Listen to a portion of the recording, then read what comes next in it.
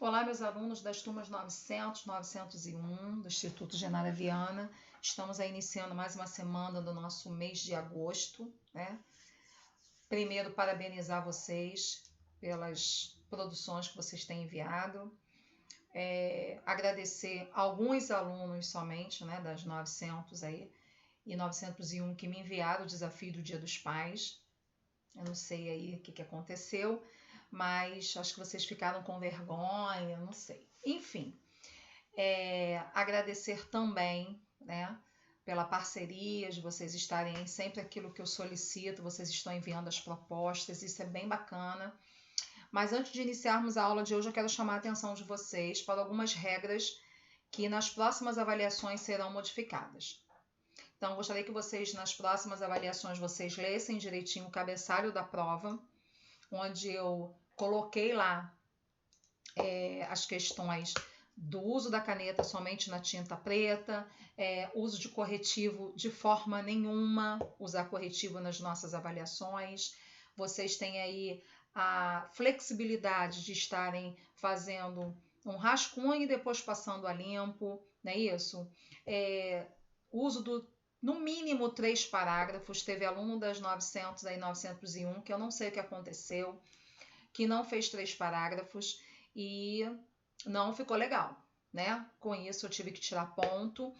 Então eu não quero ficar fazendo isso porque não se faz necessário. Meus alunos da 900 são alunos, né, que já estão comigo desde o 6º ano. Então vamos, por favor, prestar atenção. Não vamos usar corretivo. Então todas as regras agora estão lá na prova explicando direitinho, tá? Ah, Dionísio, mas por que eu não vai aceitar de caneta azul? Gente, não dá. Não tem condições. Eu tenho que fazer aquilo que é solicitado pela escola, tá bom?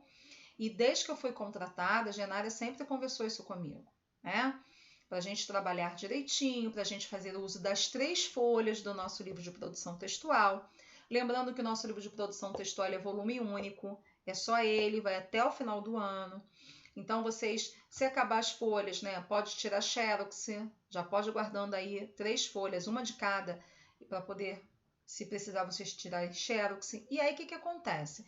Quando vocês enviam para mim as propostas, eu tenho que imprimir, né? E aí, quando é na cor da tinta azul, não sai legal, gente. Sai tudo muito branquinho. E fica muito difícil de eu estar corrigindo. E eu não quero ser injusta com ninguém. Quando vocês enviam de preto, na cor da tinta preta, show de bola. Fica muito bacana. Então, todos estão fazendo de caneta na tinta preta as propostas. Agora, quando chega na prova fazer de azul, não estou entendendo. Vocês não estão respeitando a regra que está sendo colocada, que sempre foi colocada, certo?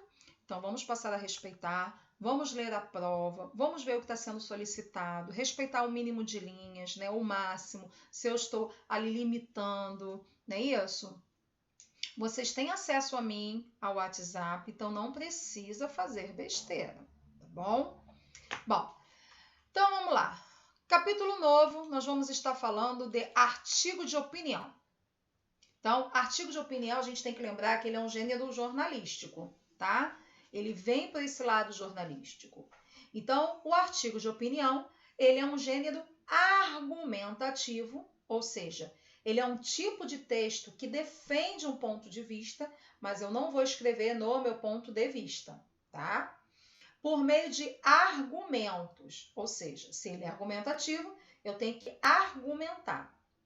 A linguagem usada no artigo de opinião costuma ser alinhada à norma padrão da língua portuguesa. Haja vista que o texto deve ser compreendido por diversos tipos de pessoas e muitas vezes de regiões completamente distintas, como é o caso dos artigos publicados em jornais de alcance nacional no Brasil, ou seja, é um núcleo jornalístico. Estrutura do artigo. Temos a introdução com tese. Então, os parágrafos iniciais de um artigo de opinião costumam ser reservados para apresentar o assunto abordado e, além disso, o ponto de vista defendido pelo autor. Chamamos esse ponto de vista de tese. No caso das redações escolares e propostas de vestibulares, é comum que somente o primeiro parágrafo da composição seja destinado para essa função, pois nesse tipo de produção textual, o número de linhas é restrito. Então, mais uma vez aí, aquilo que eu já conversei no início da nossa aula de hoje. Vamos prestar atenção e respeitar. Vamos partir agora para... aqui, né? Já expliquei isso aqui. Texto de exemplo. Então, vamos lá. Eu trouxe um texto para vocês, coloquei ali ó, o título. Tudo que está em vermelhinho é o que vocês têm que colocar, né? Então, eu vou explicar aqui, olha. O título, ele tem que estar sempre na primeira linha, tá, galera? Título na primeira linha. Então, a gente já sabe que não precisa escrever título. Eu só estou botando de vermelho aquilo que vocês têm que escrever. Então, vamos lá. Título, violência obstétrica, uma forma da desumanização das mulheres. Começamos aqui na segunda linha. A gente já começa com o quê? Com o primeiro parágrafo. Nossa, Dionísio, você vai voltar a falar isso? Vou. Primeiro parágrafo. A expressão violência obstétrica ofende médicos. Dizem não existir o fenômeno, mas casos isolados de imperícia ou negligências médicas. O que aconteceu com a brasileira Adelir Gomes, grávida e forçada pela equipe de saúde a realizar uma cesárea contra sua vontade? Dizem ser um caso extremo, escandalizado pelas feministas, como de violência obstétrica. Não é verdade. Aí eu vou falar sobre a violência obstétrica. Então, eu estou no segundo parágrafo.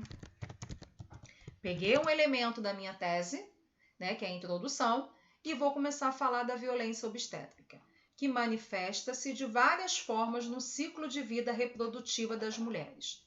Em cada mulher insultada verbalmente, porque sente dor no momento do parto, ou quando lhe oferece analgésia, ou seja, um analgésico, tá? Na violência, aí aqui eu vou começar a falar da violência sexual, certo? Se eu vou falar da violência, então estou sexual, eu vou falar do primeiro parágrafo, do terceiro parágrafo, beleza? Na violência sexual sofrida em atendimento pré-natal ou em clínicas de reprodução assistida, no uso de forceps, na proibição de doulas ou pessoas de confiança na sala do parto. Na cesárea, como indicação médica para o parto seguro. Na verdade, aí eu vou concluir aqui, ó. Conclusão. Bem pequenininho, viram? Não precisa ser uma coisa enorme. Conclusão. A verdade é que a violência obstétrica é uma forma de desumanização das mulheres. Por incrível que pareça, esta conclusão, né, terminou com o próprio título. Viram isso? E aí, para quem eu escrevi isso? Para o jornal É o País Brasil, no dia 20 de março de 2019. Então, vocês têm aqui o título e no final vocês vão colocar para onde foi esse artigo, certo? Esse artigo de opinião foi escrito para quê? Para onde? Para um jornal, para uma revista. Aí é com vocês, tá bom? Então, bem explicadinho. Com isso, nós vamos para o nosso roteiro. Olá, acharam que não ia me ver hoje, né? Então, o roteiro da semana do dia 10 ao dia 14, livro, página 24. Lá vou eu pegar aqui o nosso livro de produção textual. Oxe, peraí, esse aqui é o sexto. Oitavo. É assim, né, Dionísio? Sempre assim. Catando na hora. Sétimo. É bom que vocês fiquem espertos e olhando. Achei aqui. Pronto. Então, artigo de opinião, capítulo 11, proposta 1. Vamos prestar atenção? Uma questão em debate atualmente no Brasil, no mundo e no Brasil é o uso de materiais plásticos. Algumas cidades já proibiram o uso de canudinhos plásticos e outras tomam medidas para diminuir a utilização e o consequente descarte de materiais plásticos no meio ambiente. Qual a sua opinião sobre isso? Certo? É possível reduzir o uso de plástico em nossa sociedade? Há outra forma de evitar ou diminuir os danos ambientais causados por esse material? Escreva um artigo expressando a sua opinião. Galera, lembre-se, não pode escrever na minha opinião. Nós acabamos de ver um texto, exemplo para vocês, tá? Então, façam bonitinho na folha limpo. Caneta somente na cor preta. Então, caneta na cor de tinta preta. Atenção, ó, tô escrevendo tudo. Aos parágrafos. Presta atenção, tá? Por favor, usem dicionário. Usem o dicionário para vocês fazerem sempre de uma forma bem bacana, tá? Para não ficar escrevendo errado, para não ter separação de sílabas errada. Vocês têm tempo hábil para isso, tá? Então, olha, um grande beijo. Até a nossa próxima aula. Façam bem bacana e me enviem, para a gente poder estar batendo a nossa meta de 1000 propostas. Tchau!